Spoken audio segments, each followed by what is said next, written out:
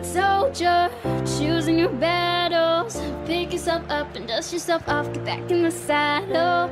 You're on the front line, everyone's watching. You know it's on, we're getting closer, this isn't over.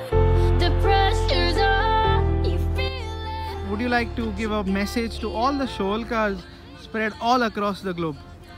Yes, we are lucky because we are blessed by Saint Anthony, our patron saint. I would say those of us who have gone abroad, acquired fame, fortune, one day when we head home, it is our wish as Shoalkars to come together to make Sholim a better community, where we can contribute and help the underprivileged, be it in sports, be it in education, be it in infrastructure. Just let's make it a better society to live in, where we all put aside our differences and work as one Shoalkars.